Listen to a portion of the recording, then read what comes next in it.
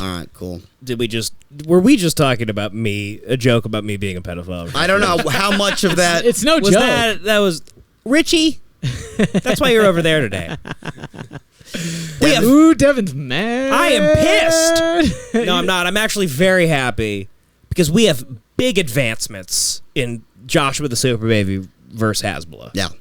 Big advancements. Yeah. So I'm essentially the Dana White of You are baby the Dana fighting. White of baby fighting, Yeah. and it's we're close to making this happen.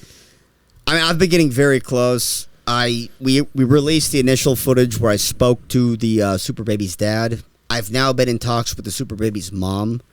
Apparently, she heard what was going on. She's a little concerned. She got, as any mom should be. rightfully so.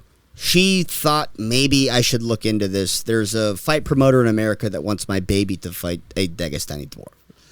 And so Joshua Superbaby's dad, he called me up. I was working in the middle of the day, and I just see on my phone, Joshua Superbaby dad call. Yeah. So I'm going like, pretty cool. This guy's calling me. The guy's got 10. He's got 100 million views on TikTok in the last week. In the last week, he's got 87 million likes. It's amazing. So I go, hello, how's it going? Joey here. And he goes, my bro. He's a Brazilian guy. I can't do the accent correct. But he goes, bro. He goes, you gotta talk to my wife, bro. He goes, she think I'm a crazy guy because he go, she think I'm a crazy guy because I want to fight the baby, and I go, and when I started this, to be honest, I thought I would call this guy, it would be funny for a second, and that would be the end of it, and they would stop talking to me. What ended up happening is that they loved my idea, and it's kind of coming together. And we're probably going to get this fight going in Mexico or Japan. I'm talking to venues. But so I'm going, but at that time I'm going, I don't want to be involved with your marriage. Like, I don't want to be a marriage counselor. Now you're the fucking, mediator. Yeah, I don't want, but I love this guy, and he's so cool, and he's a champion martial artist. He's actually one of the best Taekwondo masters in the world. He's a world champion. He was a competitor. Right. He had world titles in a bunch of different divisions. Like, trains people for movies and shit. So too, he right? trained basically all the biggest stars for all the Marvel movies. Wow. So he trained Chadwick Boseman for Black Panther. He trained Scarlett Johansson for what is she? She's for Marriage Story. She's a character in the Marvel movies. Black Widow, yes. Right. And so he goes, talk to my wife, bro. And I'm like, all right, if that's going to make it easier for you, I'll talk to her. If that's going to help your marriage, have her call me. So a little bit later, I get a phone call. It's the wife, and she's basically just going. She's like, what is this? Is this baby, the fake baby? She goes, is he? He looks like an adult, kind of like is he an adult? And I go, I'm going to square up with you. He is an adult, and I don't know what his age is, but he might be he's definitely 18, and he might be even. I thought he was 35. like 30 or something. So I was just dead honest with her, and I said he's 18 to 35. He is an adult, but physically his body is a baby, and in a cage. His body's a baby. Yeah. So weight class is a baby. Exactly. Yeah. So that's exactly what I said. I go, weight classes that are all that matter in fights. So yes, he is an adult. And it's scary to think about an adult versus a baby, but physically he's a baby, and that's all we really need to think about. And I was able to convince her that was true, and she said, okay. And she had a few questions about how is this legal? Who's going to sanction this? Right. Oh, that's those are those legalese.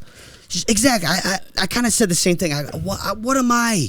I'm not a lawyer. I'm not here to jump through a bunch of legal hoops. I want to have a good fight. And I was able to basically convince her that in Japan or Mexico, this would happen legally, and it's not a danger to your baby.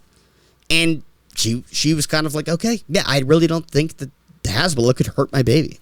Wow. Which is another knock on Hasbulla. Exactly. A worried mother, a mom, a mother.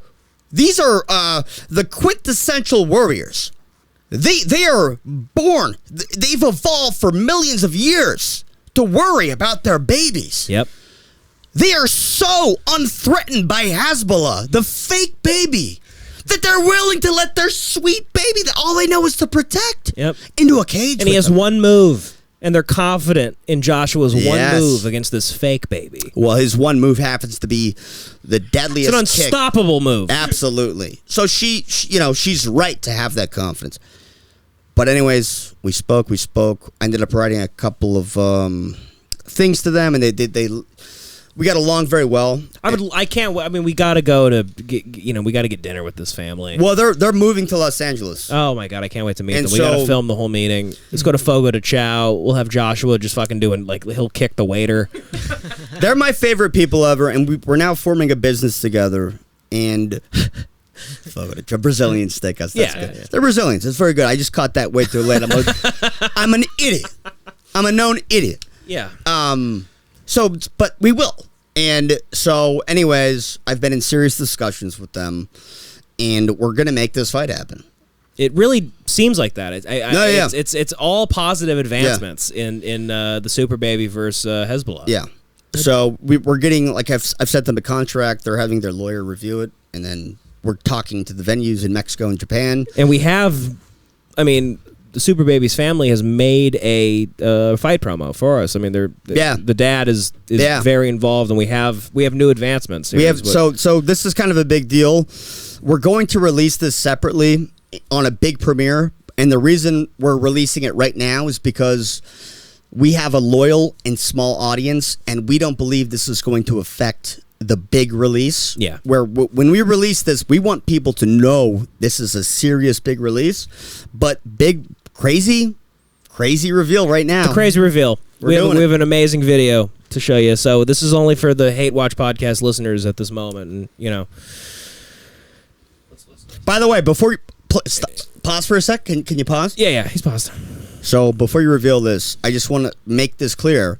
The Superbaby right now, as of today, in the last 7 days, has over 100 million engagements online. So this is not a small feat. No. We're not talking about just any baby. No. It's not just some baby. This is a super baby. And Hasbulla is well known for having similar, not as big as, by the way, not as big as Baby Josh. The Superbaby, not nearly. I think Baby Josh was taking the Hasbulla to Superbaby. town. I'll say in the last 7 days, the Superbaby's bigger. Yep. For sure. Yep. I've done the research. Yep. So the Superbaby's the money fight. That's the A side of this fight. Mm-hmm. So, well, let's go ahead and watch. Hi, I'm Cesar Galvão. Superbaby's dad. Please don't hit me anymore. I'm here to send a message to Hasbulla, the fake baby from Dagestan. I am sick and tired of all of you fake babies on the internet taking money from the real baby's pocket. My baby's crazy. He's going to crack your skull. Woo! I cannot control him. He's a wild baby. He wanna take you bottle. Yeah, this baby wanna take you bottle and go to sleep on your crib. So you must fight him to show him you are the real baby. Do you understand? Okay, let's go. Show him who's the real baby. Kick. Oh my God, Jesus. Joshua! Big fights coming up. Joshua against Hasbulla. Joshua gonna show Look him at baby who's the real Joshua with his baby. arm No, out. this is the real baby. Oh, this kid is amazing. The kid, unbelievably talented.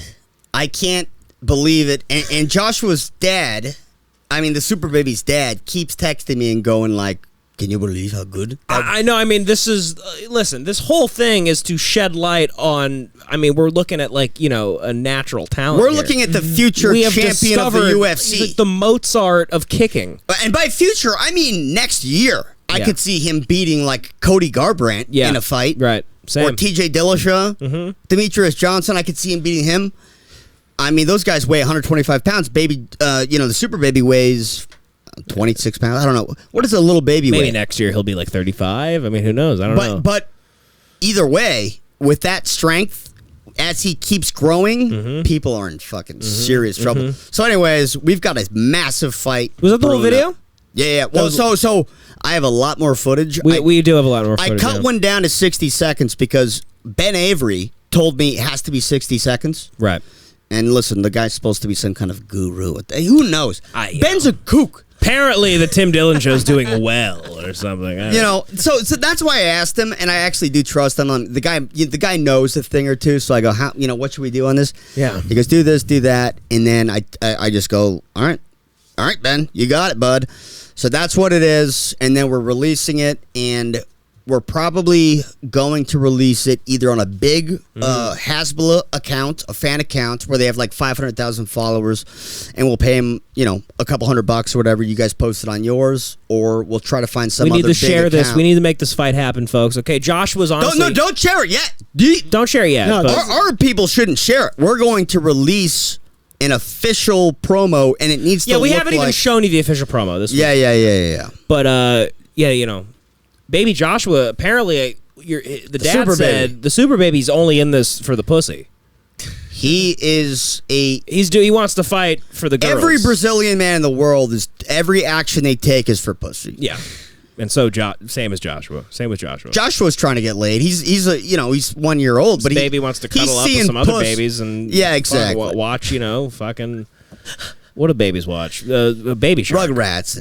Dora the Baby Explorer. Shark. Do. Yeah. I've seen Joshua actually is a fan of Baby Shark. I've seen his. What do we have here? Baby. These are actual statistics that Superbaby is way more popular recently than. Holy shit! Can that be on the video? Are these Superbaby statistics? Yeah. So I just pulled this up. Google Trends. Is he red? Hasbulla had a good time in July 2020, but is this Hasbulla versus the baby? Yes. Oh my God. Oh wait a minute! You're spelling Hasbulla wrong. But he's actually known as Hasbulla Magmanov. No, but it's Hasbulla. Try that. Okay. And I think you'll still see a spike these for the Superbaby. This is just for the war zone, Hasbulla. Yeah. By the way, I'm shocked that that's beating the Superbaby. Superbaby is it's with HAS. Hasbulla. BU. There we go. L-O-A? No H. Yeah, right there. No H. You got it at the end. No H at the end. Numbers still look skewed. To Whoa! Still, hey, look at that. The baby. I mean, this is like Take the H off the end of that Hasbulla. Hasbulla looks like Bitcoin, and Joshua the Superbaby looks like Bitcoin 5 months ago when it was at its peak. Oh no, the Superbaby's getting dominated by Hasbulla. These fake babies taking money out of real babies' This is what we're pockets. talking about. This is what we're talking about. This is why we're fighting. This fake baby is taking money from real babies who are out there working their dick off. Yep. Training, kicking water jugs, and kicking metal poles. Yep. Stuck in a room all day. And he lives in a favela in Brazil. Mm-hmm. This goddamn Hasbulla, the guy's living high in the hog. Yep. The guy's got $1 million. He's got guns. He's riding around a Range Rover. To sue people. I hate Look him. how good he has it when a prodigy is just sitting there not being vitalized. I cannot wait for the Superbaby to beat the fuck out of him for all the babies. Can you imagine this fight? Inspire all babies everywhere. Well, that's the problem with raising a child nowadays is that babies don't have any inspiration. Mm-hmm. They don't know who to look to. Yeah. Name an inspiration for a baby. Tommy Pickles is like 20 fucking years ago. They're all old now, and that's the thing. Babies, they sit around, they crying, they're drooling, sucking on their mommy's tit. Yep. Meanwhile, Josh was out there fucking every day working out, training. Yeah. This baby is training every day. Yes. All other babies just sitting around being dragged places. They're at the IKEA ball pit. They're just lounging. Yep. Joshua's a workhorse. Baby Joshua has the mamba mentality. I mean, all these other babies just sucking on their mama's tit, waiting for a handout. Yes. All these other babies waiting for handouts. Joshua has taken his future into his own life. Yeah. Mm-hmm. Absolutely, man. And so we're going to make this thing happen. For babies. Gerardo, everywhere. is this still on the screen or is this us? It's you guys. Okay. I'm just showing you guys more statistics here. So these are interesting stats. There's a lot of interesting things. A lot of these stats tell me that actually the Superbaby's becoming a lot more popular recently, and the tide's about to turn. But so I mean, this looks like the Trump-Hillary map in 2016. Exactly. If you guys buy these stats, you'll buy every. Yeah, these are fake stats. So okay, fake news, folks. We have fake news here. Anyways, but I mean, I was watching Hasbulla today. Hasbulla, his lawyer, they came out with a big statement like, we are tired of people using our name without our consent. We're to send statements to people and whatnot. We'll take a statement. They sent that to me. I'd love a statement. I got something in the mail about that, and me and you're getting sued by Hasbulla. The Superbaby's dad, we talked about it, and we're not worried about it. Yeah. We're protected by 1A, and Amagansett fans, 1A, you know what that is, First Amendment, and then parody law is protecting us, so we're not really scared about it. This is all part of Code 7. Yeah. Poster 7 allows this kind of behavior, and here's what I hear. When I get a lawsuit from a fake baby, what I'm hearing is I'm scared to fight the real baby because I'm scared to get found out as being a fake baby. Mm-hmm. So that's my kind of take on this thing. He's a fake baby, and he's a coward, and I'm in the Superbaby's camp 100%. So I'm his manager officially right now. And I will never say a bad word about the Superbaby, and I hate Hasbulla right now.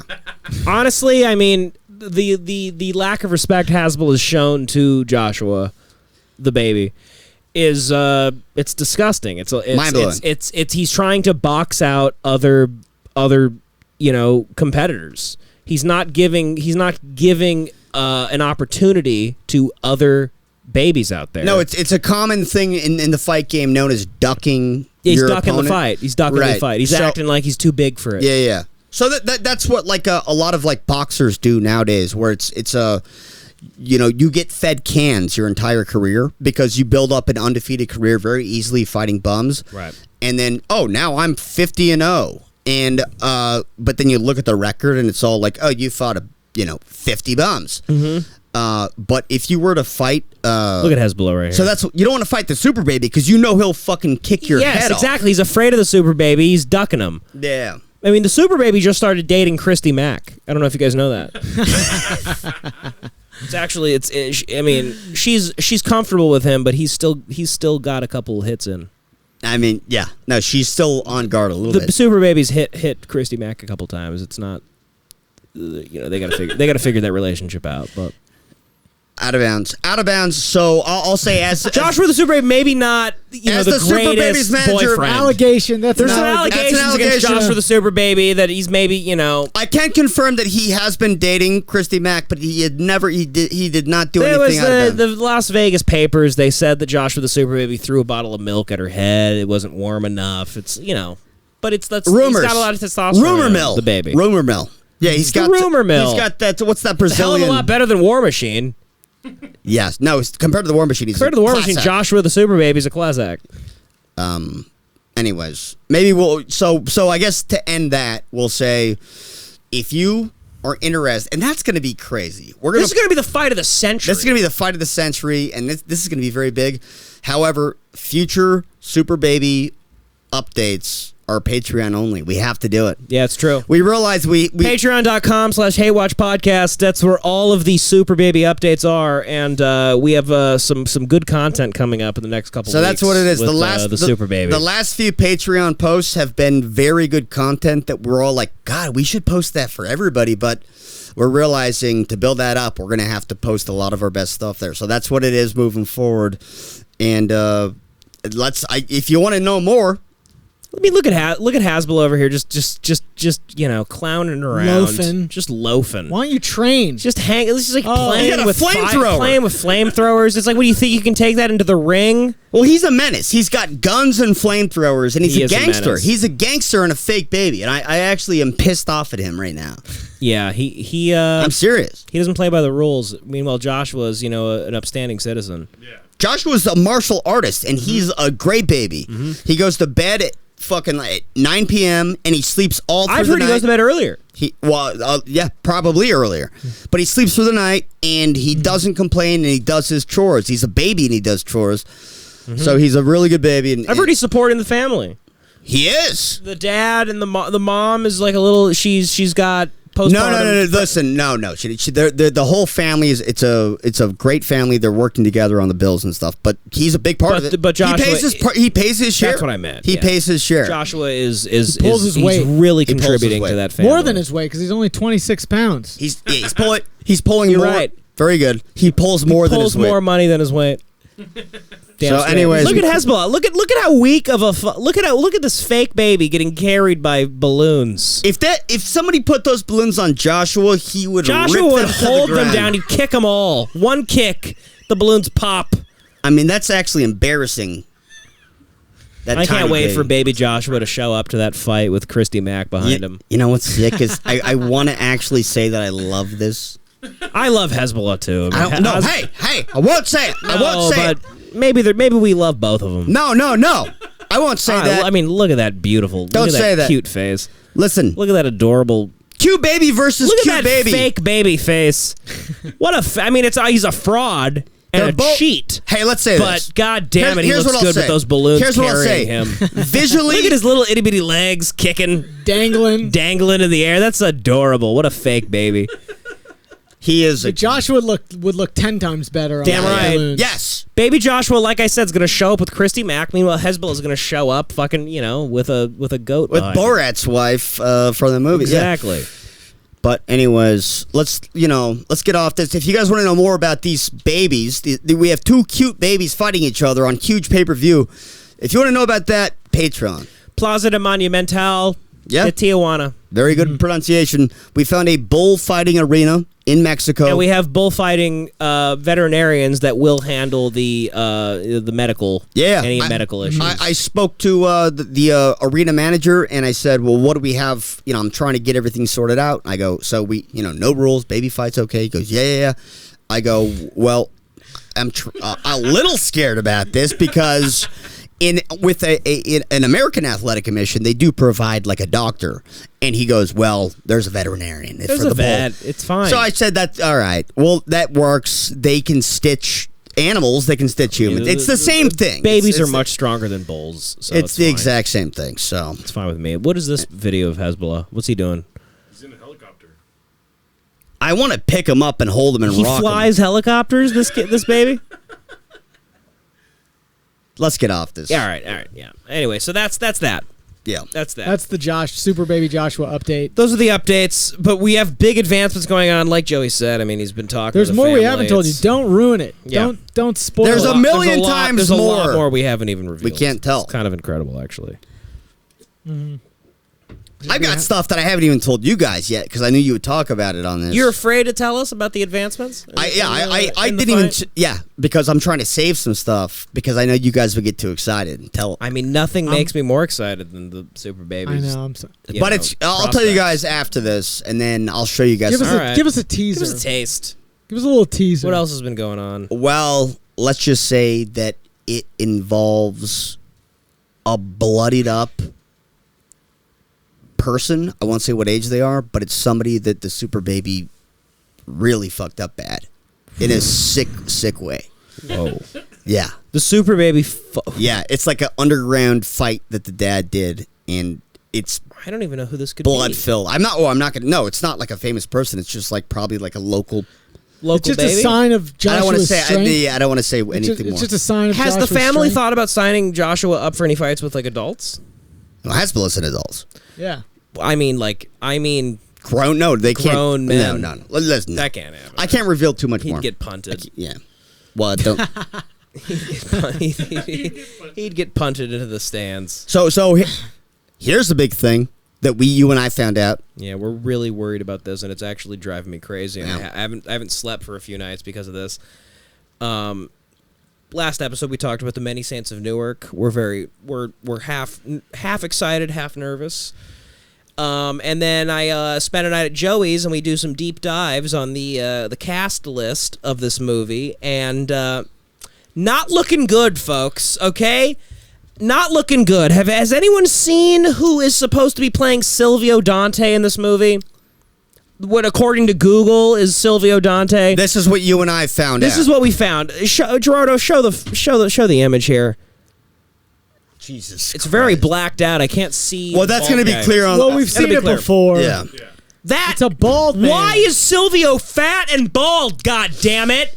So that's supposed to be Silvio Dante? Are you fucking kidding me?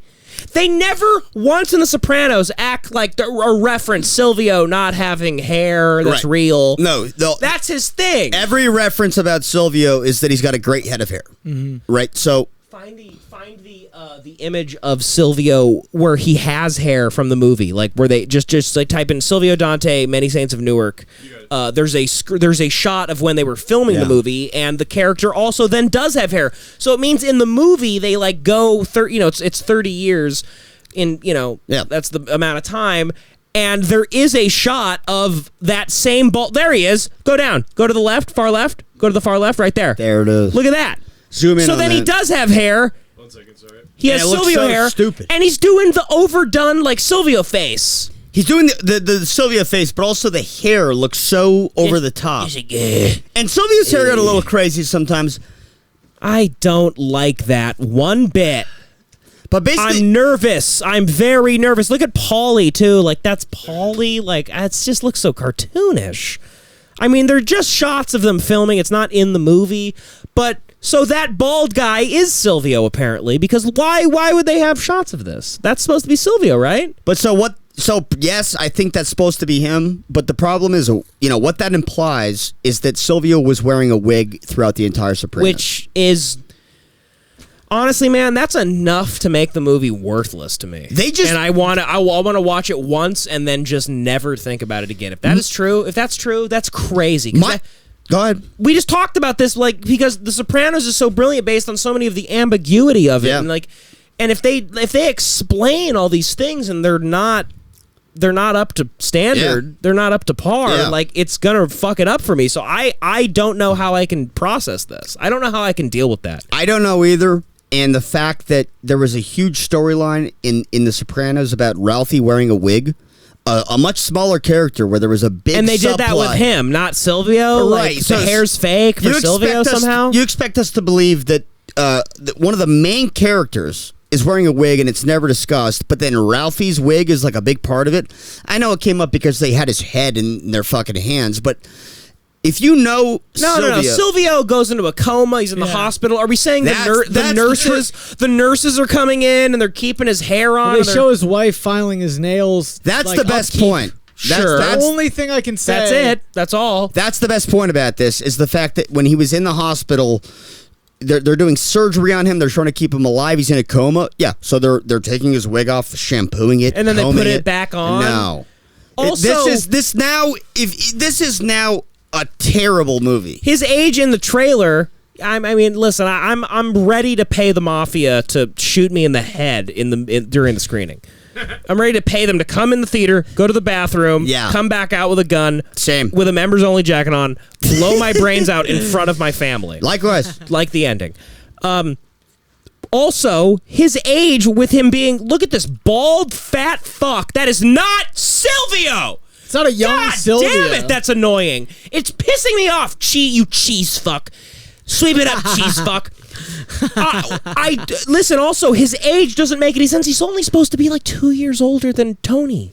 Him and Tony were supposed to be running around doing shit. So every scene in the trailer should have like Silvio like with Tony. I'm not trying to defend this movie because now I believe it's a hunk of massive shit. We're still going to see it 80 times. Of course, but what are terrified. What I will say is that there are multiple ages of Tony. So when we see Silvio, that might be a different actor playing a different age. But then how come in the trailer why would he be bald? And also, yes, that's already a mistake. That's a mistake. Why? There's no explanation. No explanation for that. The only explanation can be that this is Silvio in the movie with his hair, and even though that's really overdone, and he's also a little too fat for Silvio, and he just doesn't make any sense to me. But at least that's Silvio with the hair. The only thing that can make sense to me is that the one other shot of Silvio being bald and fat, they just have the same actor play two different guys. No. Which is even worse. No, they would not do that. That's crazy. Well, how come there's no... Oh, yeah, you're right. Because if they did that, why wouldn't they recast old totally actors? Why also then, if this is true, if it spans 30 years and Silvio is bald, then he gets hair... Why is there no shots of an older Tony? It's all Michael Gandolfini in the trailer. Well, we don't know. There could have been shots of older Tony. I'm gonna fucking We don't know. Somebody. We don't know who if there's an old... They're keeping a lot of stuff private. I literally left your house the other night having a mental breakdown. I sat in my car just like I don't even know what we looked into this at length. Every bit of info on the internet says that is supposed to be Silvio. I texted our friend who works at HBO currently, and I said, can you contact Bob Gray or whoever the hell could give us an answer on this? And explain, confirm or deny, because we need to know, is that supposed to be Silvio? And I didn't hear back, and then I finally heard back, and it was a screenshot of Devan's Twitter where he was having an existential meltdown because I just found out this was supposed to be Silvio. I'm freaking out. He was having a panic attack. I literally had a Tony Soprano level panic attack. It was like I looked at fucking Uncle Ben's. I looked at Uncle Ben's rice, and I fell in my kitchen. I was uneasy. That's insane, dude. I'm sorry. That's crazy. What was David Chase asleep for the whole making of this movie? That's what I was saying, by the way. All last episode about how David Chase relinquished control over the episode. I trust him. I can't imagine this is... He's getting rich. He's old. He's depressed. He doesn't want to go on a movie set. Saying this is a money grab. God damn it, That's man. That's what we have to I think it's a money grab, and I think he deserves it. And I think that I'll watch it. Yeah, I'm sure those residual checks from The Sopranos are real, he's syndicated on real bad. He's an Italian man. He's got a million cousins. He probably wants. I don't think he did it for the check. I think if this is bad, if we are right about this, this is just a natural fuck up, a mistake. I don't know. It's definitely a mistake. We know that right now. It's a mistake. I mean, I know. But guess who deserves a mistake? You're right. David Chase. Sure. David Chase could actually by doing this, it's like a really bad look, man. You know what David Chase could do? If you ruin the background of The Sopranos, so then every time I watch The Sopranos and it's brilliant and they're alluding to shit, I go, yeah, well, in the movie they said it's supposed to be this. I'm trying to think of the worst thing David Chase could do that I would forgive him for. What is yours? The worst thing he could do that you would still be like, well, he made kill The my Sopranos. family. I mean. Yeah, that's a good point. I mean, yeah. But I'm saying this is more important than my family to me. You're right. Now I'm following. I get it. If you fuck up the genesis of The Sopranos and you tell me how all the things that are in The Sopranos actually came to be, but it's not good and it's off, I'm like, you're killing me. Well, no, I mean, Kobe's already dead. Is this the end of me? I mean, what am I supposed to do here? Stop fucking with my life. Stop the steal. This is all I have. Stop the steal, goddammit. This is starting to feel a little bit like Satan is designing kind of like, we'll kill Kobe and then we'll do a movie where Silvio's bald. Silvio's going to be not Silvio. And they're just going like, James they're just watching you. James Gandolfini's kid is in it, but he's not good. But he's not a good actor. Doesn't have gravitas. And then in the aftermath of the movie, all the reviews are going to be saying, James Gandolfini's kid sucks. So that's going to be... And then that's a stain on the Gandolfini name for a little bit. That's not... Nobody wants to see that. No one's going to say that, honestly. I know. No, they will say... No. All reviews... I'm saying we don't want to see it. No, we won't. Movie reviewers, that's how they make money. They're animals. Well, they'll do it. They'll kill the kid. They used to be like that. They will kill the kid. Internet reviewers will kill the kid. Yeah, I don't know. Yeah, you're right. But also, movie reviews nowadays are way too lax and easy. Yeah. Like they give like a 90 to everything on Rotten Tomatoes now. Like, well, not movies like this. Yeah, they give 90s to things that play by their kind of rules. I think there's a lot of movie reviewers who would love to see this movie suck. Yes. Yeah. 1000%. Yeah, you're right. You're probably right. Yeah. Of course. A lot of fans of The West Wing. Fuck. Why the what? They were always combating each other, right? West Wing. They were on at the same time. I think Gerardo's actually anyways, right about but that. Devil's Advocate really quick, sorry. Yeah. In Avengers, they would like mess things up in trailers and then be different in the movie. What if, like, for... There's no way to have a bald Silvio. It's like a trailer. That's not a trailer mistake. If you have a bald Silvio, we know for a fact that this is the only disaster. thing I'm thinking, I have seen... Gerardo's kind of right. I have seen movies where there's something in the trailer where you're like, huh? And it's never in the movie. So I'm wondering if they kept that in the trailer because they just needed a shot of a bald guy, like and they counting forgot money. to put the wig on him? And they just never... They never put that aspect of it in the movie. But in that shot, they filmed the scene where they forgot to put the wig on one of the main characters. That's what you're saying. Too, big thing about Silvio is his hair. Sopranos is known for doing dream sequences. What if this is a nightmare piece where he doesn't have hair? Oh, that's actually kind of interesting. I like that, but I don't think they have time in the movie to go through dream sequences. That would it's be not even really about Sylvia. It's not. Also, that doesn't really work with an actor that isn't Steven Van Zandt, because if you did a bald Steven Van Zandt as a dream sequence on The Sopranos, everybody would immediately go, "Oh, that's a weird, surreal dream sequence." When you do it with a new character, it's just plain old confusing. Yeah. It makes no fucking sense. Just playing devil's advocate. No, that was actually the best. I haven't even thought of that. That was a good point. But The Sopranos, I can't imagine they have time to like go through dream sequences. That relieved anxiety it's also for about just 5 seconds. Yeah, it made me feel better for a little bit. Actually, I mean that was actually nice. For a minute but for a second there, didn't work on me. But it was an interesting idea. Fuck, man. I'm completely hopeless. Honestly, I left your. I don't. If somebody held a gun to my head and they were like, "Is it gonna be good?" I'd be like, I know. No. Yeah, bet your life. I would say no. I would bet my life it's not going to be good. I'm really nervous. The trailer is not great. Trailer's bad, but so many great movies have bad trailers. Inglourious Bastards trailer made it seem like it's just some big shoot 'em up. Yeah, but there was nothing in those bad trailers where there was a shot or a scene or where a guy you know and you knew for a decade is completely different. Yeah.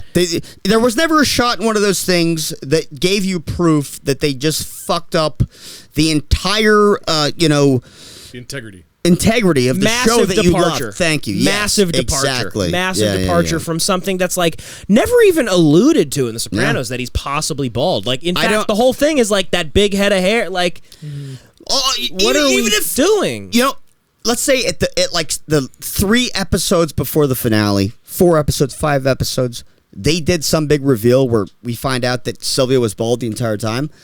I would go, I love it. That's funny that they did it at the end. They just revealed it. Yes, right. but the movie hasn't earned that reveal. Exactly. Yeah, you're right. Mm-hmm. You're right. Fuck the movie. I'm out on it. That movie's got an insane amount of work to do to have me ever even think about it being good. One thing that popped into my mind is that the Sopranos characters that we know and love are a very small part of the movie. It's actually much more focused around the Newark riots and characters we actually know nothing about. Sure. That's my dream. And Sopranos characters are fringe characters, but the preview just was to reel in Sopranos fans. Yes. That was my hope and I'm dream. hoping for that too. But still, it does not fucking allow for this Silvio nonsense. Hey, by all means, write a brilliant, unique script that is just tangentially related to the show. Don't show me a bald Silvio for no fucking reason, then. Yeah,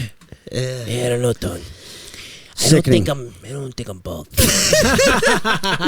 I don't know. I think I'm okay. I don't need a wig. I don't know, David Chase, That's a big scene. I'm bald, but he did kill a stripper, Tone. I'm bald now. And he did beat one to death. He did beat one to death. Over, what was it again? I don't know if I'm bald. Sweep it up, cheese fuck.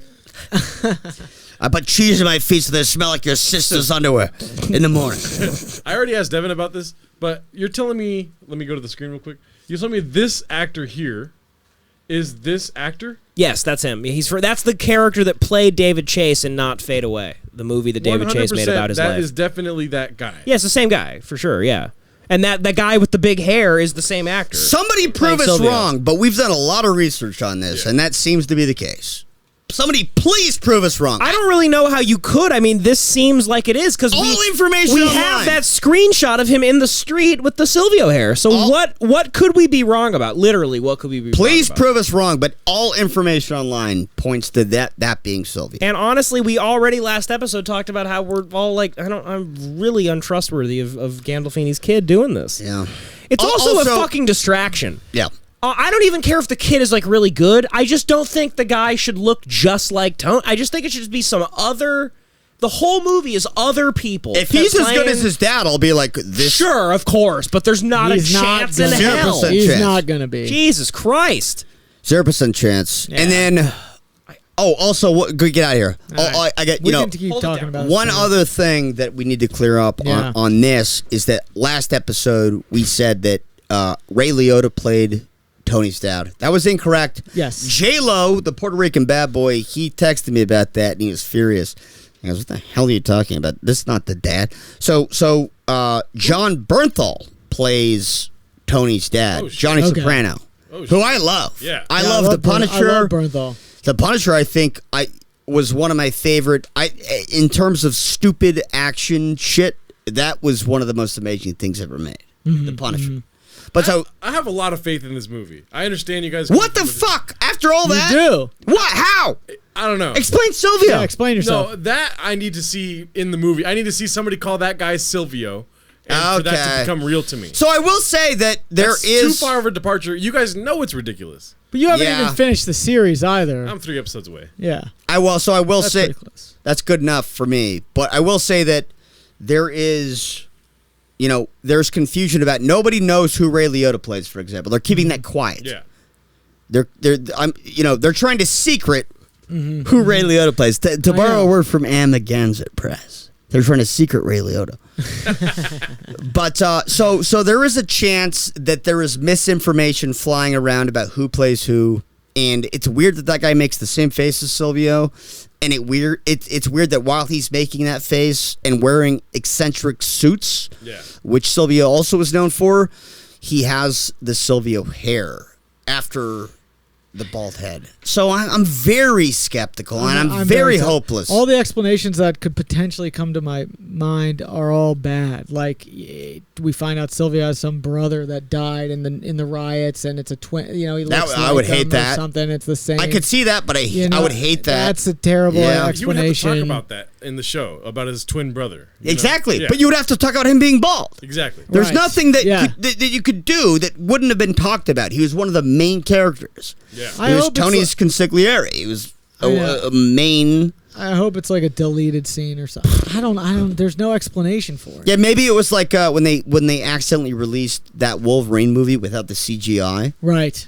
And maybe his wig is CGI, and that.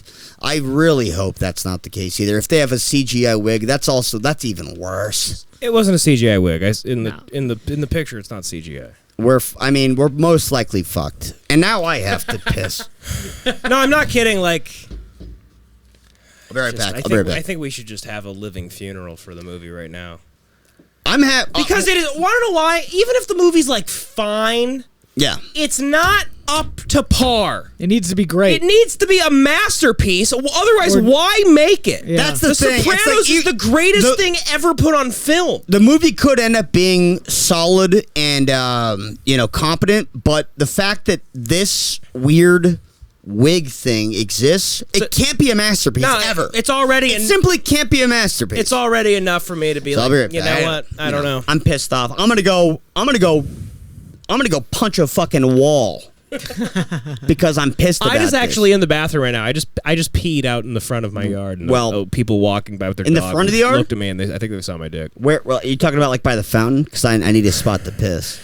I would pee in the backyard. Where at in the backyard? Like right on that grapefruit tree that's dead.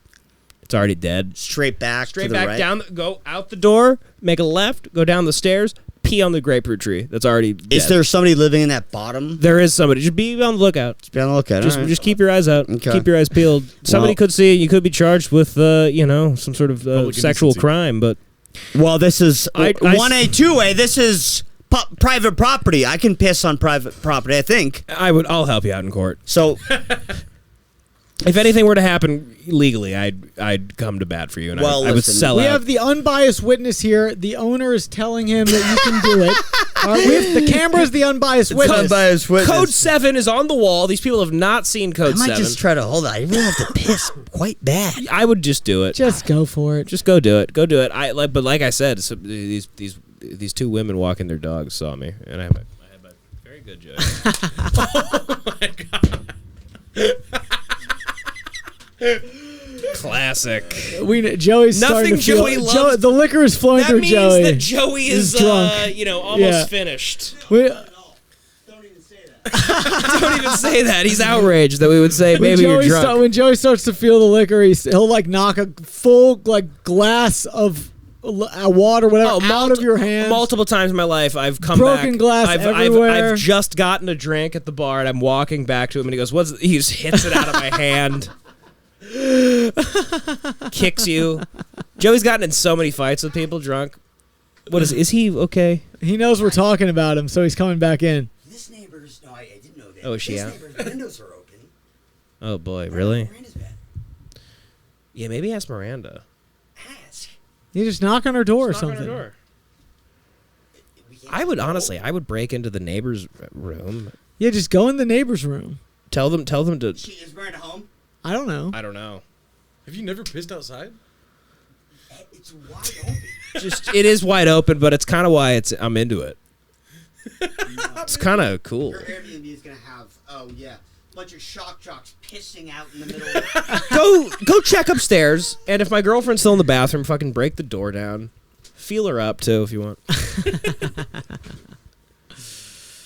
Is this movie not allowed to take any chances? I think this is a ridiculous... That's not a chance. Yeah, that's a ridiculous chance. That's a ridiculous chance. It's allowed to take chances. Yeah. The show, it's 82 episodes, and not once is it alluded to that Silvio was at one point a bald, fat man, like, that just counts money and has a comb over and is like... That's not sense.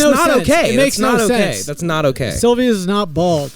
The thing that worries me the most is the acting, in the sense that when The Sopranos initiated, it was because all these amazing Italian actors had been rising for years after a lot of those actors were in The Godfather, were in Goodfellas. Yeah. There was this whole pool of amazing actors. The lady that played Rosalie, like all those people, Yes. John Ventimiglia, they are like hardcore like New York theater actors. Like they live like they breathe acting. Mm-hmm. And this is like, just kids like Billy Magnuson and James Gandolfini, Michael Gandolfini.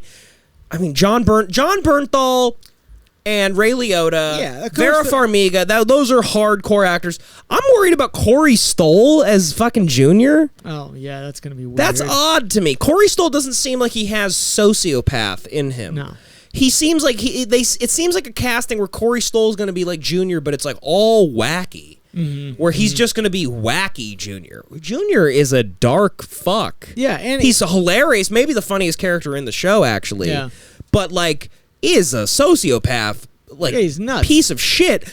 The flashbacks to who plays Junior in The Sopranos, that guy like comes off like young Junior. Yes. You're just like this like only about himself, narcissistic psychopath. And Corey Stoll seems too nice. And he's going to play up the quirkiness. He'll definitely, it's going to be like watching Larry David be Junior. It's going to be too self-aware. He's not aware of all his quirks. That's what makes him so funny. And he's trying to fake it, but he's so transparent. That's the problem when you do something like this, is that all the actors they've known about the show for too long. Yep. So unless like the director and David Chase are like in their head, like, no, you stop thinking about what you know about the show. Right. Like, but it's impossible. The show is so huge. Yeah, it's too ingrained. It's too ingrained in everyone's psyche. Yeah. That like I don't expect any of the actors to not be doing like a winks to the camera, like, hey, I'm Silvio right now. Yeah. Hey, I'm Tony right now. Hey, I'm just, God damn it. Well, we've exhausted it, but it's like, Joey, Corey Stoll? Yeah. From House of Cards. Yeah, he's in Girls. He's Junior. What do you think about him as Junior? Do you see that? We were saying we think it's going to be a little over the top. I tend to give actors credit. Sir Kingsley, for example, played... Sir Kingsley! He played an Indian Gandhi. So people have range. Corey Stoll. He hasn't given me any evidence that he could have the kind of range to play Junior. Not at all. But he's good. He's funny in what he's in. So I've given up on the movie completely, but I will say that I'm not. That's not why I've given up. Do you think opening day you and I might cry? I'm not going to cry. I'm not a crier, but I could easily be. Will you? Yeah, you're definitely going to cry. Will you hold me? Yeah. No, I'll carry you like Hasbulla. The fake baby. I'll rock you. It'll be fine. Like I'll make sure that you're okay. But no, I'm not gonna cry. You'll cry. I'm so fucking nervous. Yeah, October. Devin's gonna freak out. We're gonna go to some screening. Yep. We're gonna go to the first showing that there is, and the problem is we're not even gonna get an honest viewing of the movie because there's gonna be so many fans of it that aren't like you and I.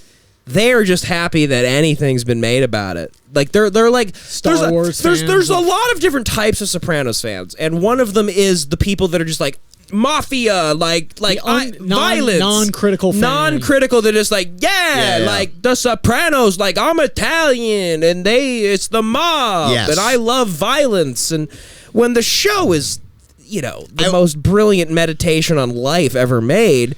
Whereas I'm going to be like, if it doesn't have any of those aspects to it, I'm going to be like, all right, well, what did we do here? The Breaking Bad movie sucked my ass. Yes, that's what I'm worried. I will say probably 90% of the people who like The Sopranos were people that were just like, I want to see mafia shootings. Yep. And I like gangsters and blah, blah, blah. And there's 10%. I hope it's bigger than 10%, but I'm giving you my estimate. Of people who were like, I understand the nuances of the show. I get that there were certain things about the show that, were complicated. And Gay Vito, for example. Anybody that saw the Gay Vito subplot and flipped out about it, these are the type of people we're talking about. Those dopes. But, I don't know. We'll see what happens. I think we also did find that weird subreddit. When you and I found out those were people like us. We found out that bald guy was playing Silvio, and we just smoked like a weird joint that was shitty weed, but it still got us high.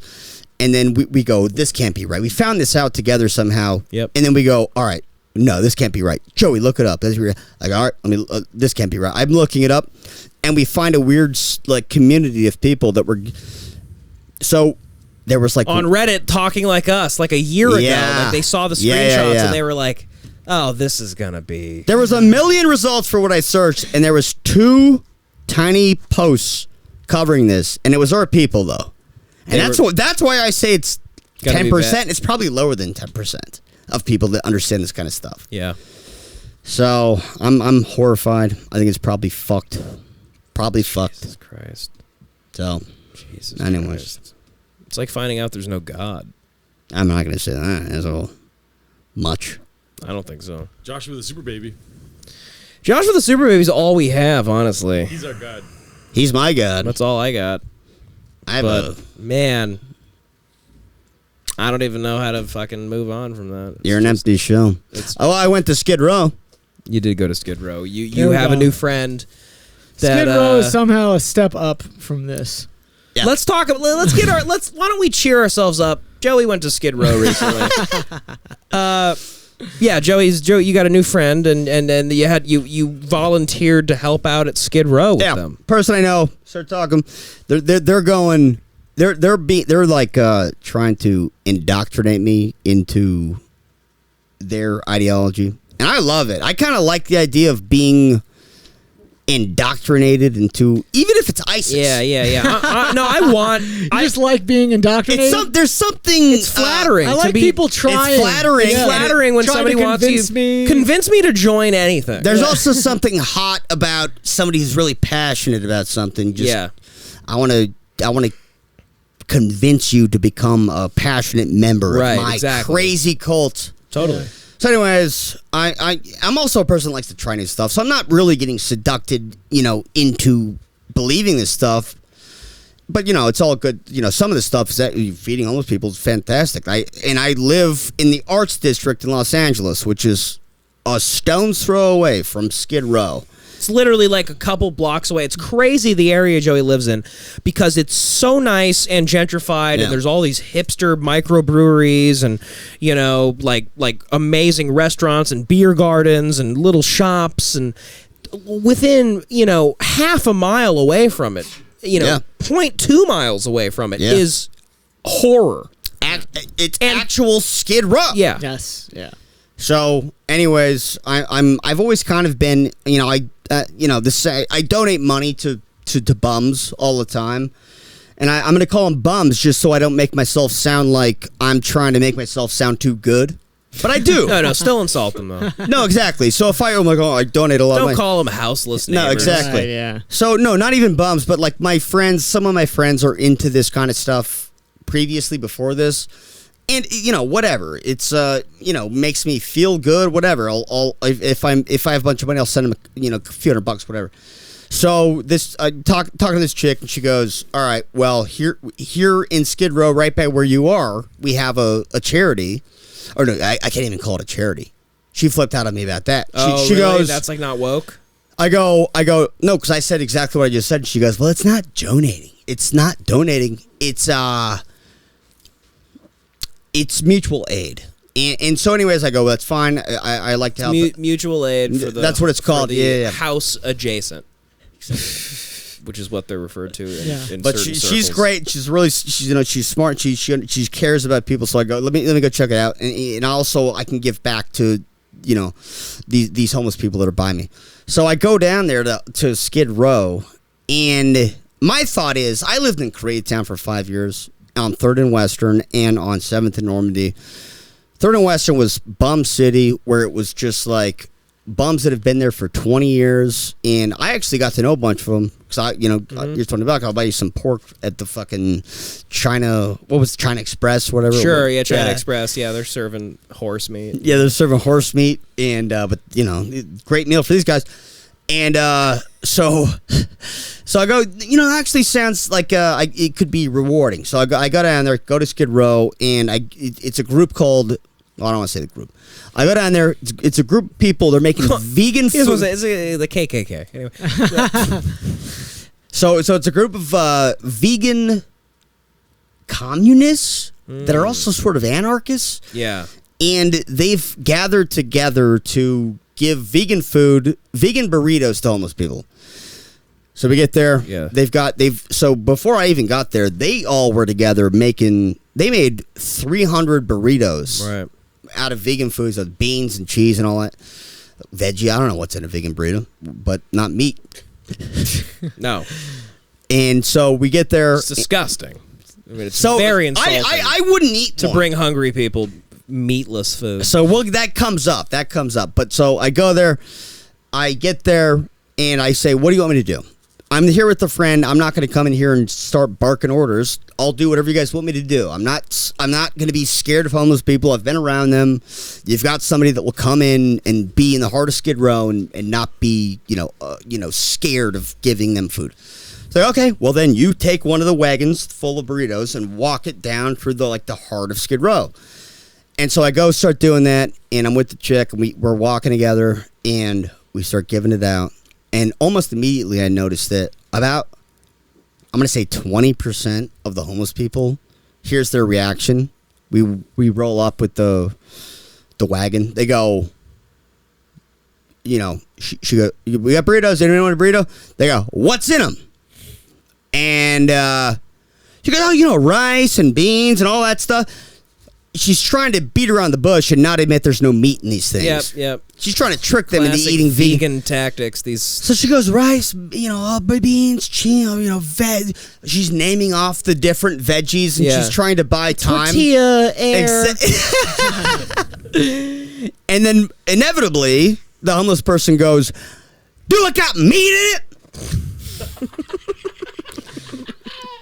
And she breaks that. No, it doesn't. Oh. It doesn't.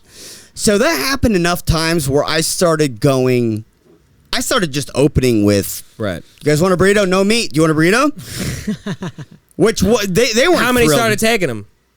Well, there were still some people will take anything. Do you realize how bad the vegan diet is? That people that are starving to death are like, "Get out of my face." I don't want that. The homeless people are using the vegan burritos like fleshlights. It's kind of a true point. They're just jacking off into them. They're just fucking, give me that fucking shit. Just coming in them.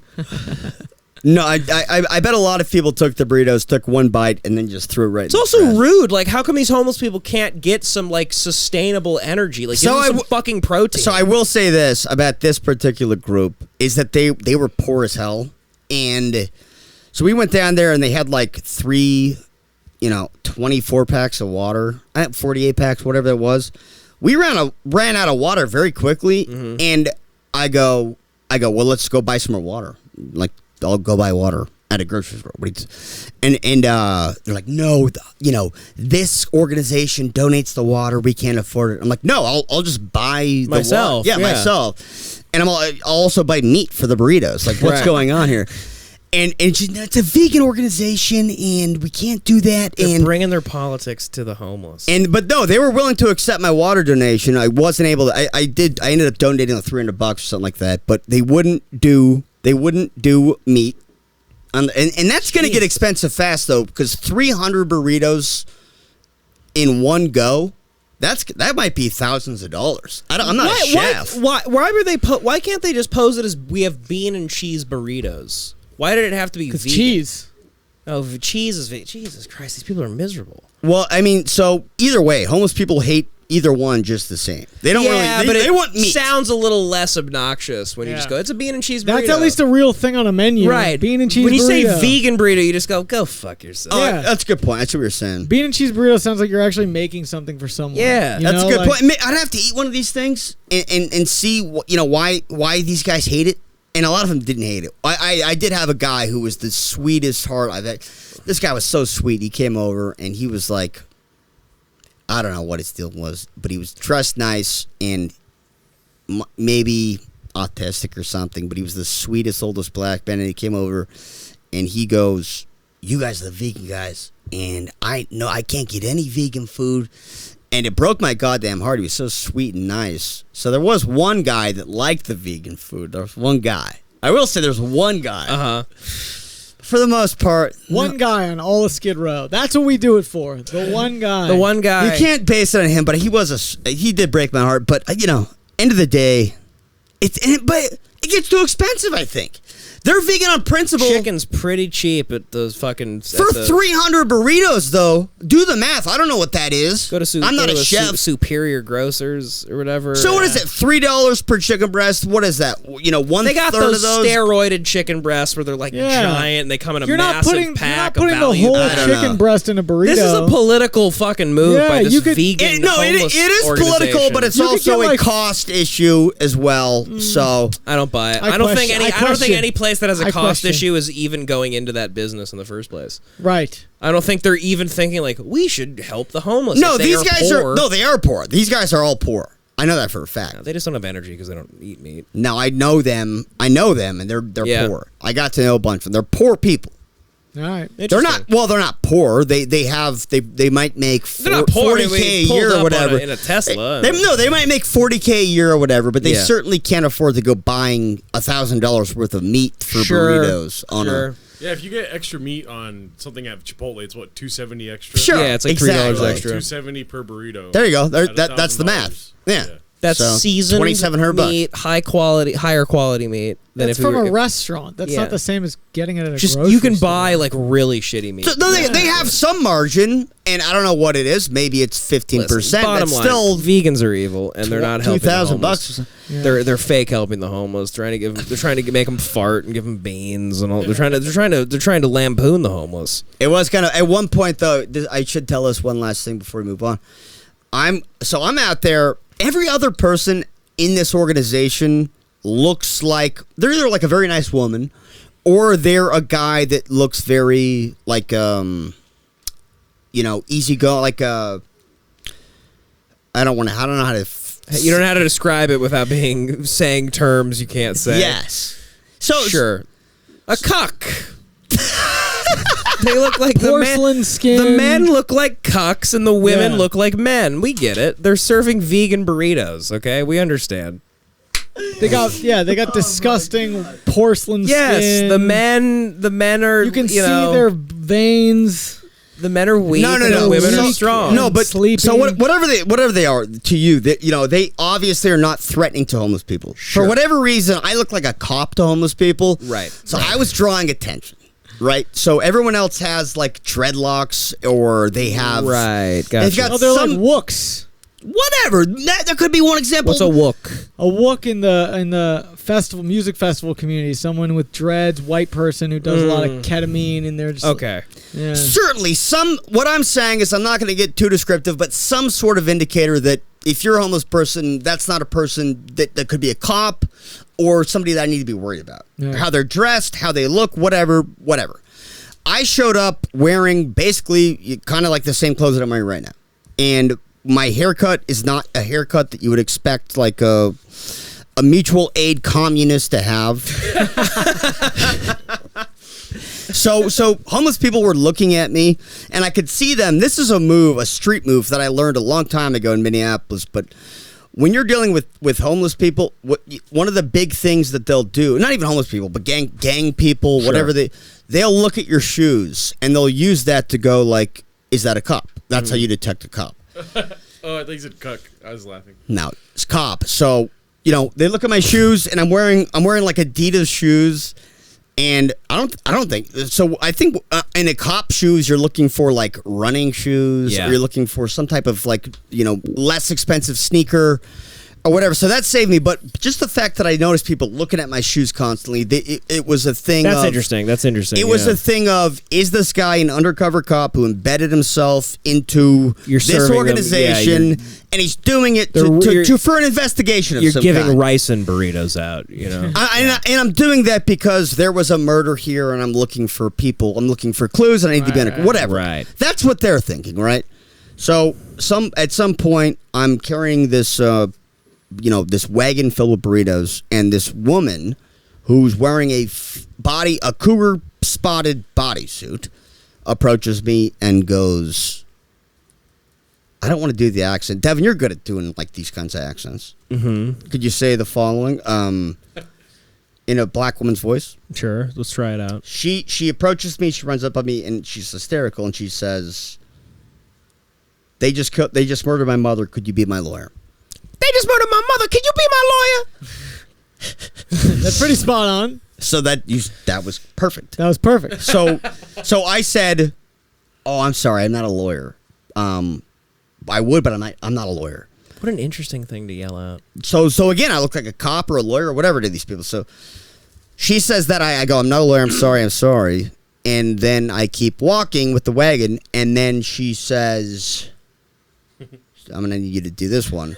She goes,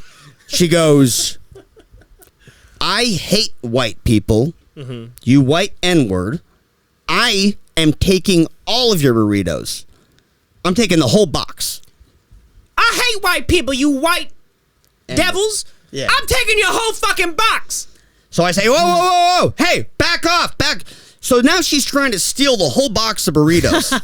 Well, these guys just spent hours and hours making these things. I got a box full, 100 of them. I'm going back. I go, whoa, chill. I go, I'm sorry to hear about your mom. But in my mind, I'm like, if they brought me here. It was Wendy Williams.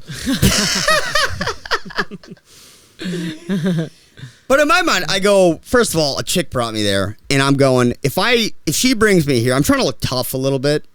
And I don't want to, if she gives me the responsibility of taking this wagon filled with burritos, and then I lose 100 of the burritos that they made, I look like a idiot. Mm-hmm.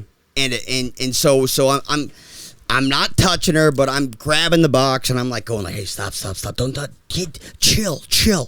And so one more thing, she says, can you do one more? Of course. She goes, don't tell me to chill. They just murdered my mom. Give me all your burritos, or at least give me 5. Don't tell me to chill. They just killed my mama. Give me all your burritos, or at least 5. Okay. So I say, no. I'll give you 5. Back away. And she's ripping into the burritos. She's like grabbing into the thing. They're wrapped in tinfoil, and she's reaching in and grabbing out like chunks of burritos and like throwing rice around. And then one of these guys that you guys refer to as a cuck, which I don't agree with. I would never say that about this guy. Nancy. No. Nancy. So not way out of bounds. Can't say that. Just some Nancy. But so this guy who was actually a hero, a legend, very brave, more masculine than any of us, it turns out, he walks over without causing any alarm, without coming over and causing a scene. Classic Amagansett de-escalation tactics like he talks about. He walks over, and within seconds, I'm doing my best to de-escalate. I'm going like, hey, I'm sorry to hear about your mom. Don't fuck, these burritos are for other homeless people. Chill. Yeah. She goes, no, don't tell me to chill. This dude walks over, and he goes, taps her, looks her right in the eye, makes this weird connection with her, and goes, hey, tell me what you need right now. And she goes, It's like a snake charm. Yeah. He was like a snake charmer. He starts playing the flute. Yeah. And she goes, I want my ribbon of my dead mom. And somehow the guy knew where the ribbon was. He grabs it, and it was this ribbon where it was like a... You ever see those like terrible graphic designs where like someone dies in the hood and it's like they're with angels, right? But it's like a terrible bad Photoshop. Mural, yeah. So he found that, brought it over, and she's like, okay.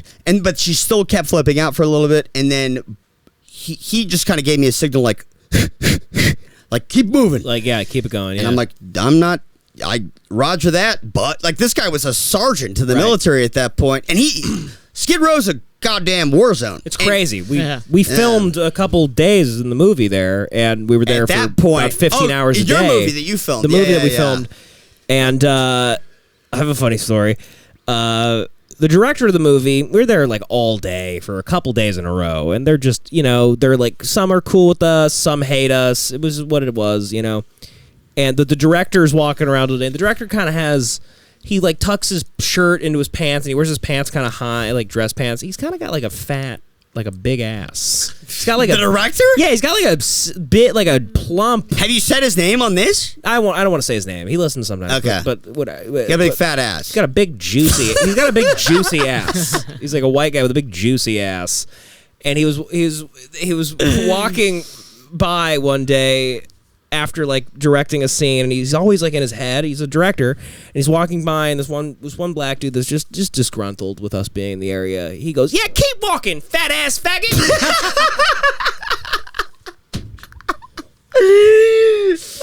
And it made me laugh so hard. Shit. I couldn't stop thinking of that. That was another thing that I forgot about, is that I saw some really funny homeless people. That's the other thing that broke my heart. It was there was a lady in a tent. She was an older black lady, and we come up. It's on an off street, so there's like parts of Skid Row where it's like, okay, this one street. That's where all the worst guys live, right? And then here's where people that are crazy live. And then on this street, it's like it's the farthest on the outskirts. They're still homeless, but this is, where they're kind of a little bit cooler. And so we roll up there, and the chick's going, burritos, got burritos. We hear again, what's in them? She goes, I think she might have just flat out opened, do they got meat in them? And the chick goes, she's like, it's got rice beef. I go, no meat. And then she starts going, she's making a really good point. She goes, I don't know what all this charity's about. You guys are supposed to be doing a charity. You're vegans. You're vegans, so you can't give people meat in your charity. And I start going, I'm not a vegan. Mm-hmm. I agree with what you're saying. I'm saying that to her because at this point I'm disenfranchised. I started disenfranchised, but once you see what it's actually like there, it's like, what am I? I'm going to put up some sort of front for this organization when I'm dealing with, the deepest depravity of humanity. It's sick. I have to, do my best to be honest and connect with these people in some way. And so I'm going, I happen to agree with you. It's crazy that they don't put meat in these and they won't do it. And I'm not a vegan. And she goes, yeah, but she's vegan, pointing to the chick I'm with. Mm-hmm. And I go, I don't know. I'm not going to weigh in on that. I don't know about that. And then we're walking away, and she goes, because the girl was kind of like close to me. It looked like we were banging or something. And she goes, what all that meat he's giving you could put some in the burrito. And yeah, very witty. It was, I mean, listen, she's not exactly, Don Rickles or something, but her in a tent on top of her attack against vegans with that line, it was just like, God bless this lady, and devastating, because it's a devastating attack.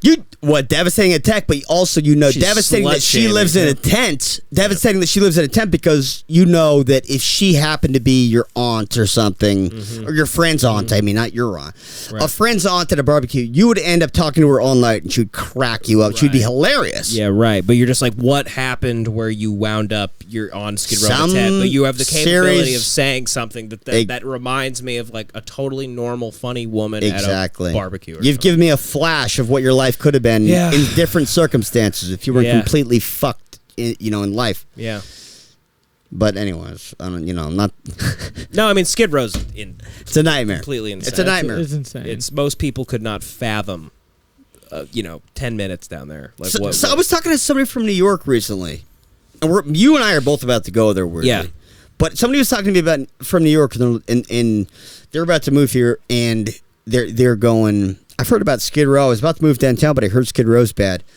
And I was like, yeah, it's pretty bad. And they're like, yeah, but I was born and raised in New York. Like, I've seen people get stabbed in the subway. And I'm like, imagine if all the craziest people that you saw on the subway got together and lived into one neighborhood. That's what Skid Row is. Yeah. There's nothing like it, I don't think, in America. No, I don't think. Period. No. I've been in New York. I don't think there's. Even in New York, is there a section where it's all homeless people? No. Nothing like Skid Row. Yeah. Nothing.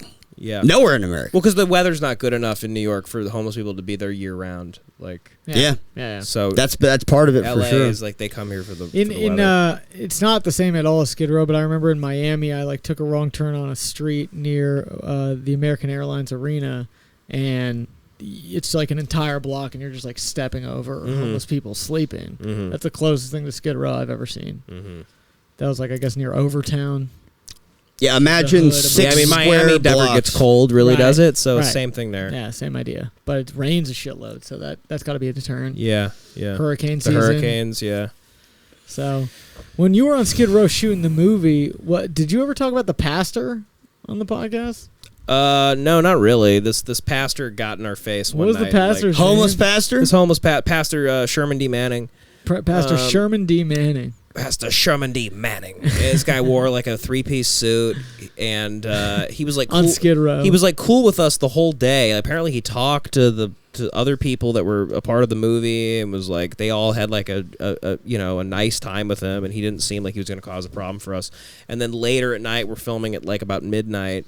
And we're not filming on Skid Row. We're filming on a side street. There's not any homeless people on the side street. Some of them are wandering over, but we're like, it's a empty street. It's shitty, and there's homeless people kind of wandering over. This one guy came over and wouldn't stop dancing in front of us, and his dick was out, and he kept like helicoptering his dick, and it was. That was a known complaint that I heard from these people too. They love that. Dicks out. A lot of helicopters. Dicks out. Guy kept helicoptering. He kept telling people to suck his dick and be like, he was like on drugs. He was on crack or. Whatever. And so, but this pastor like came and like just started. My mic just went out. You're good. Sorry. This pastor came over to us and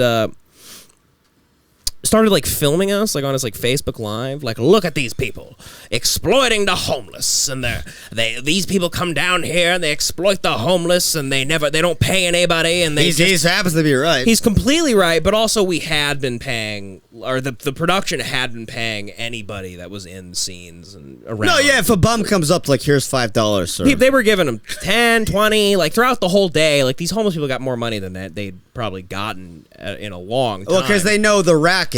I'm not justifying it. I felt very weird. I did not Harvey know. Weinstein over here. I did not know why we had to be down there. I mean, I was getting sucked off for free, but that's about it.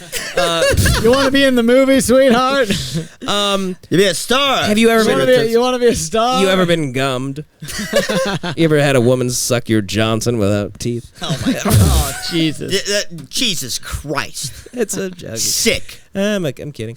But this guy He's came a bit up to of a us and shock jock he here. wouldn't go away, and he just kept filming us and trying to act like we were just we were in a way exploiting it, but we were in paying a certain in a way. area Not we. Hey, I'm just in the movie. I didn't decide. If you wanted to filmed down there. twist our actions, sure, we're filming bums. I guess we're exploding. I don't know. But yeah, this guy got pitting them in our against each face. other to fight for a turkey leg. Sure, I mean, so what? We're filming. We're faking a movie. We're filming bum fights. I mean, I guess we're exploiting. I don't know.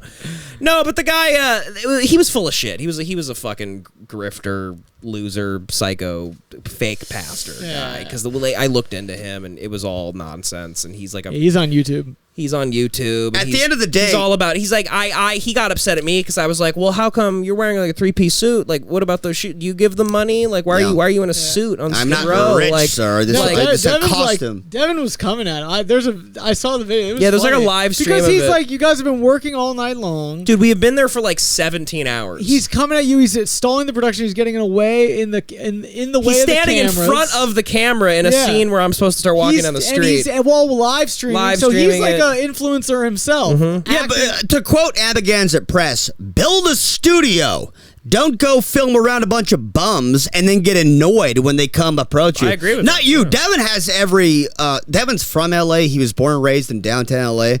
He's the guy that I would absolutely, if he told like a homeless guy to be like, fuck off, dude, I'd be like, hell yeah, that's a city guy being a city guy. but if like a producer did that, told it. No, that's why I felt awkward. It was a bunch of little weird of little white producers. kids coming up, being like, one guy, our friend, I won't name his name, but he came over and not this guy, but to the guy with his dick out that was on drugs that wouldn't leave and kept getting in the way, and he kept making the women really uncomfortable. Yeah. He comes over. This one producer comes over and he starts holding a $10 bill like he's a fish. Yeah. And he's like, hey, come on. Come on, come on this way, my over here. He's trying to chicken leg in front of a fat chick running on a treadmill. Here's a tip, by the way, and these guys would never accept a job, but here's a tip: if you are a movie producer and you want to film in Skid Row, go find these guys that work on these charities that I'm talking about and bring them on board and have them deal with homeless people. Because throughout those days in Skid Row, there was this big black dude in a wheelchair that was like the godfather of Skid Row, and we made connections with him early on. Not we, I mean other people that worked on the movie. And that guy was like our liaison. Our greaser. Like he was our liaison. Like he would stop people from getting unruly or being crazy. But I'm talking about these guys. And we were paying him, and I'm sure he was okay. But he doesn't sound that great if he's in a wheelchair. I'm talking about somebody able-bodied. I'm talking about an able-bodied guy that can run around and be the point guy on dealing with problem people and just kind of be like, what's going, like the guy that I was talking about, where I was being wrestled by a cougar-spotted woman in a jumpsuit who was trying to throw my burritos on the ground. He came up, made a connection, figured exactly out what she wanted in 5 seconds. That's who you want. That's who you want, and so I guess that's a tip for movie producers. Yeah. I'm giving tips to a bunch of sick, twisted freaks that want to exploit homeless people. But and here's the thing: if they asked one of those guys, "Could you help us do that?" They'd be like, "No, fuck you. I hate capitalism. Go fuck yourself." So it's not going to work. But those guys would be perfect for the job if they would accept. I bet they'd do it for a line in the movie. They'd be like, no. And be like, you want to not the good ones. Not the good ones. You have no idea what people would do for. No, I'm talking about the ones that are actually good at talking to these people and care about this stuff. Okay. These people have principles. Some of these guys have principles. What I learned on that movie was that no matter what you're doing in public, the craziest, most depraved person of all time still respects filmmaking. Yeah. Like, they still respect celebrity. Because we would be filming in crazy areas, and a guy would be walking down the street, like, shaking, like, holding a 40, screaming, like, crazy obscenities. And then we'd be like, excuse me, sir, just can you move this way? We're filming a movie. And he'd be like, oh, y'all filming a movie? Like, he would, like, snap out of his high and just be like, oh, sure. And he would then stop other people, like, they're filming a movie. Get out of here.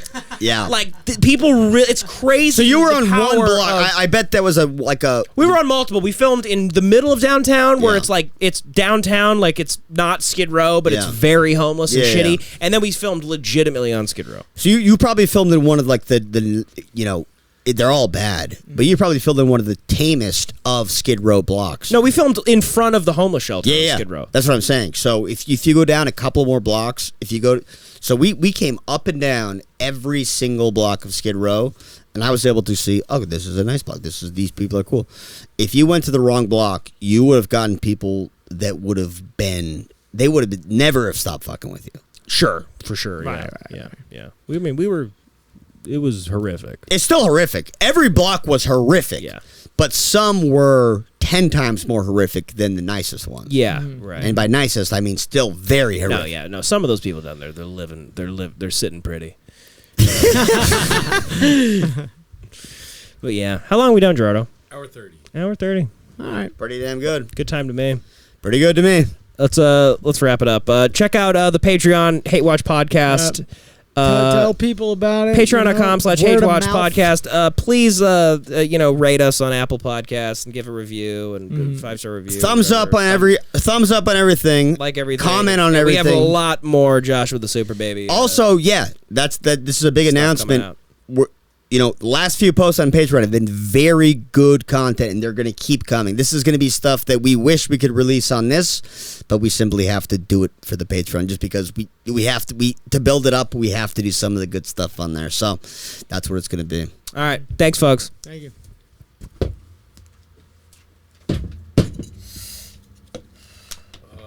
Yeah. We gotta be silent for a second. No. Don't want me to do it again. No, it's fine. You good?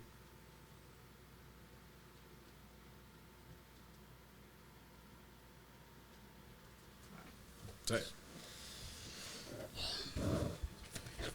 Oh my god, I've been farting this whole time. It's fine. I didn't smell a single one. It's because I washed my asshole. Yeah. Okay. It's funny we have no Josh for the Superbaby content on